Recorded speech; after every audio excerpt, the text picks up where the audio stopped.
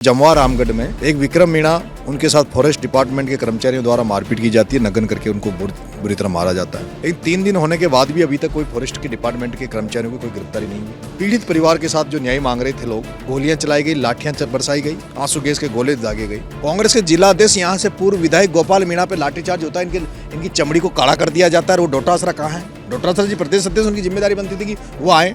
मैं अकेला आया हूँ, मेरा डर और खौफ इतना है कि नेट बंद कर दिया। कल रात को मैंने कह दिया था पुलिस का ठुल्लिया आसपास नजर नहीं आना चाहिए, कल ही गायब हो गए थे। जब से भाजपा सरकार जहाँ कहीं भी बनती है, दलितों पर आदिवासियों पर अत्याचार बढ़ जाते हैं।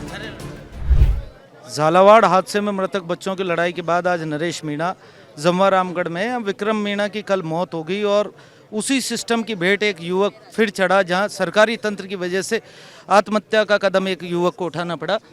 नरेश भाई, कल से आप यहाँ हैं, कल रात को पहुँच गए थे, तमाम घटनाक्रम हुए, किस तरह की बर्बरता है? पहले तो इस पूरे घटनाक्रम की जानकारी।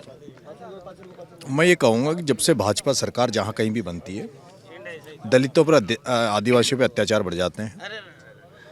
अभी पिछले दौरान समरावता में हुआ, उसके बाद झालावाड़ में हुआ।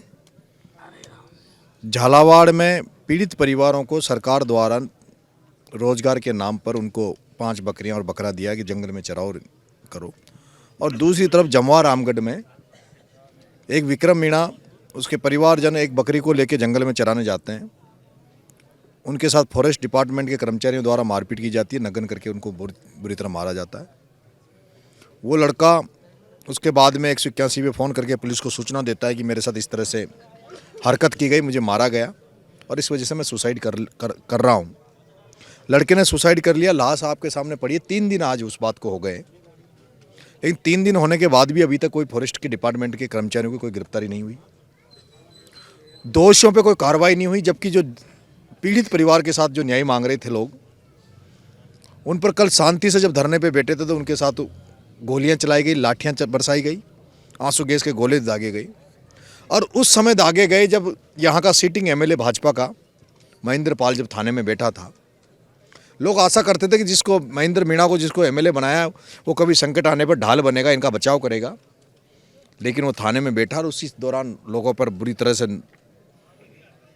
लाठी बरसाई गई, इनके आंसू गैस के गोले मारे गए। कई लोग यहाँ इंजर्ड हैं, ये प्रधान है हमारे, ये इंजर्ड हुई हैं, महिलाएं इंजर्ड हुई है, बुजुर्ग इंजर्ड हुए हैं।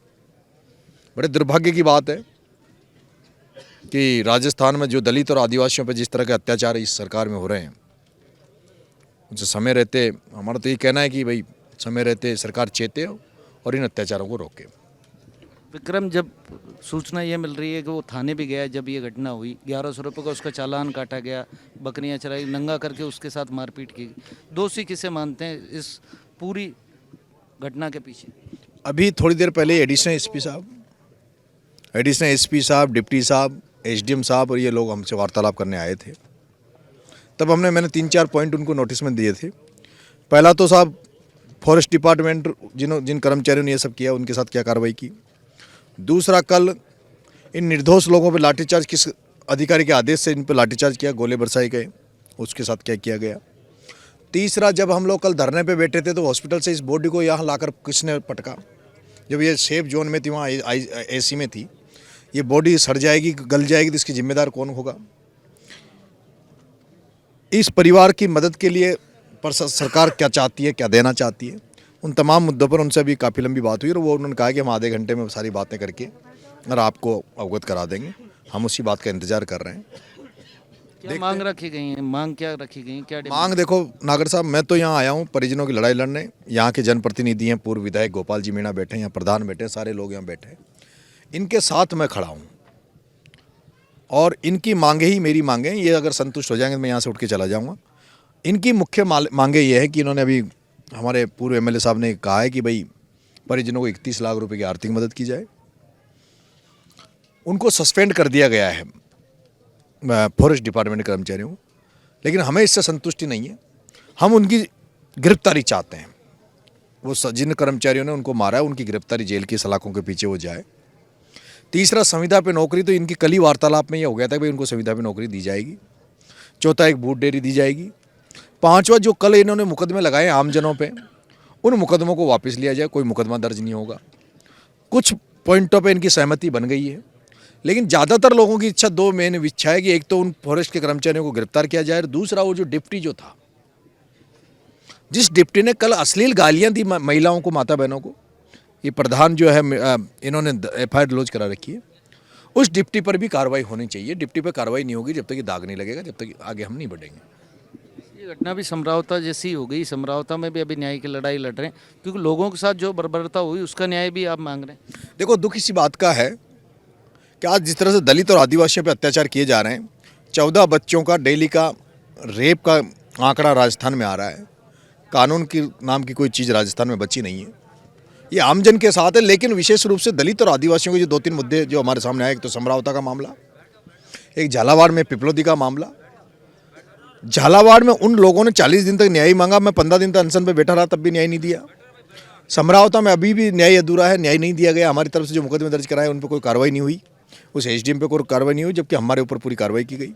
और आज मैं यहाँ भी देख रहा हूँ, न्याय देना चाहिए पीड़ित परिवारों को, आमजन को, लेकिन इनको न्याय नहीं देकर इनको लाठियां दी गई, इनको गोलियां दी गई, इनको आंसू गैस के गोले इन पर छोड़े गए। ये कौन सा कानून है, कौन सा न्याय है? इसलिए बैठे हैं, न्याय लेकर ही उठेंगे।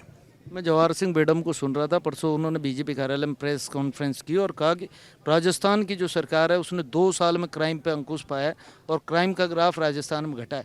क्या प्रतिक्रिया देंगे? मैं कह रहा हूँ ना, जनता देख रही है, जनता की जो हर जगह, अभी मेरे पास अभी जस्ट सूचना आई है जब यहाँ बैठा हूँ कि मेरी विधानसभा क्षेत्र में एक मर्डर हो गया है, लाश मिली है, कल मर्डर हो गया, उसको मार पीट के काट के डाल दिया। हर जगह से इस तरह की घटनाएं सामने आ रही है, किस तरह से सूरज माली को एक पुलिस कस्टडी में किया जाता है, किस तरह से लोग आत्महत्याएं कर रहे हैं। कानून और सरकार कहीं राजस्थान में है नहीं। मैं तो जनता से आह्वान करूंगा कि अभी जनता को सामने आना चाहिए, और विपक्ष जो भूमिका निभाना चाहिए वो विपक्ष भूमिका नहीं निभा रहा है। मैं ढूंढ रहा हूँ सुबह से कि वो अनिल चोपड़ा कहाँ है जो यहाँ से सांसद का चुनाव लड़ा था।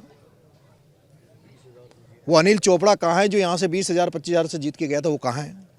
मैं ढूंढ रहा हूँ कि वो 2 आदिवासी मीणा सांसद जो 200 सवाई माधोपुर से मीणा समाज के वोटों के नाम पर जीत के आते हैं, वो कहाँ है? यहाँ कांग्रेस के जिला अध्यक्ष यहाँ से पूर्व विधायक गोपाल मीणा पे लाठीचार्ज होता है, इनकी चमड़ी को काला कर दिया जाता है। वो डोटासरा कहाँ है? ये तो जिला अध्यक्ष है कांग्रेस के। डोटासरा जी प्रदेश अध्यक्ष, उनकी जिम्मेदारी बनती थी कि वो आए ऐसे मामलों में। लेकिन जो हिम्मत करके जो साथ खड़े हैं, अभी जैसे हमारे राकेश मीणा जी पूर्व NHA के प्रदेश अध्यक्ष हैं, शीशराम गुर्जर जी हैं, युवा है। ये युवा जो कोई बिना उसके पॉलिटिक्स से ऊपर उठ कर इस तरह की जहाँ भी गरीबों की लड़ाई होती है वहाँ आते हैं, तो लोग सब नोटिस कर रहे हैं, और जो नहीं आ रहे उनको भी नोटिस कर रहे हैं। कल तो बड़ी संख्या थी कांग्रेस वालों की, क्या फोटो खिंचाए हमने कोई थी? यही होता है आजकल फोटो सेशन मेन हो गया नेताओं के लिए। आते हैं, धरने पे बैठे, 2 मिनट फोटो खिंचो और चल दिए। पड़ा हूँ ना, मैं रात भर से खाट पे पड़ा हूँ, बैठा हूँ यहाँ, अभी तक पता ही नहीं कितने दिन चलेगा ये।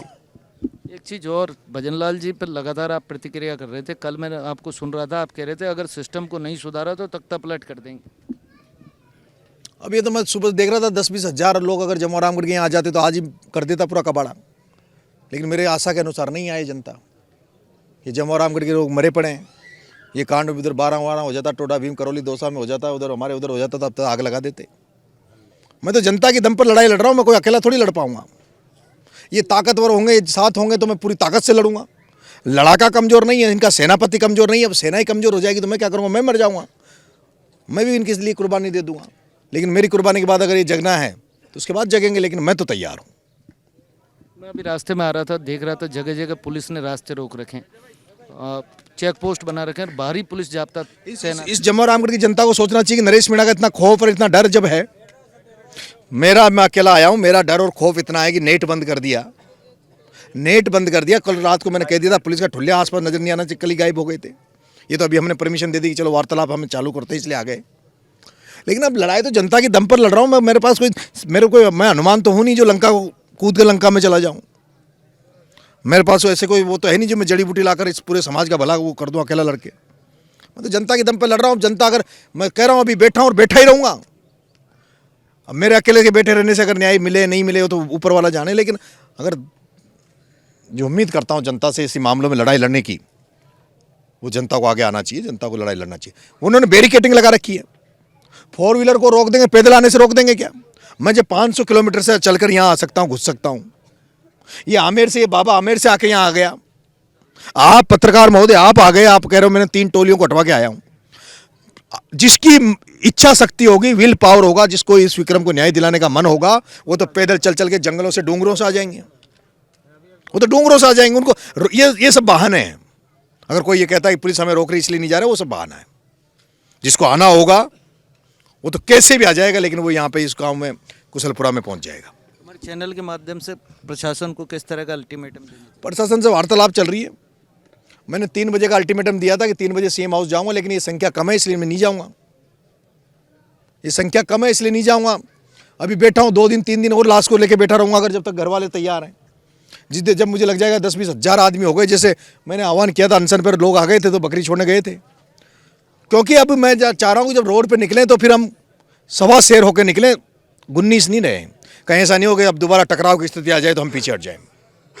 नहीं तो बैठे हैं इस गांव में सेफ जोन में बैठे हैं लाश को लेके। जब मुझे लग जाएगा, मैं इसलिए अभी निकला था, रोड पे देख रहा था कितने लोग हैं। मेरे अनुसार संख्या नहीं थी, सब भी मेरे अनुसार संख्या हो जाएगी तो पूरे राजस्थान की पुलिस खड़ी रहे। मैं चाहता हूँ मेरी संख्या में लट्ठे लेके, जैसे बाबा है ना लट्ठे लेके, मुझे हर आदमी के हाथ में लट्ठ चाहिए, फिर जाऊँगा। एक चीज ये जल जंगल जमीन आदिवासी का हक माना जाता है और उसी जंगल में एक युवक की हत्या हो जाती है। इसको लेकर भी कोई लड़ाई लड़ेगी? हमें कानूनी अधिकार है, सरकार ने कानूनी अधिकार दे रखा है कि हम लोग जंगल की रक्षा करेंगे और जंगल में अपने अधिकारों की लड़ाई लड़ते हुए हमें ये अधिकार है कि हम अपने जानवरों को जंगल में चराएं। लेकिन देख रहे हो ना, आपके सामने हैं चीज़ें। एक बकरी चराने वाले को मारा जाता है, भैंस वालों को जाने नहीं दिया जा रहा। उसको लेकर सरकार से कोई लड़ाई लड़ने का पूरा मूड है, पर अब जनता के ऊपर है। देखो, अगर जनता सुबह कल 10,000 20,000 जनता यहाँ इकट्ठी हो जाएगी तो हम तो अभी तो बात कर रहे हैं एडिशनल एसपी से, कलेक्टर से बात कर रहे हैं। जनता 10-20 हज़ार आ गई तो हम तो फिर बात मंत्री से करेंगे, मुख्यमंत्री से करेंगे। ये तो हमारे साथ नरेश मीणा, जिन्होंने कहा जब तक इस विक्रम को न्याय नहीं मिल जाता तब तक हमारी लड़ाई जारी रहेगी।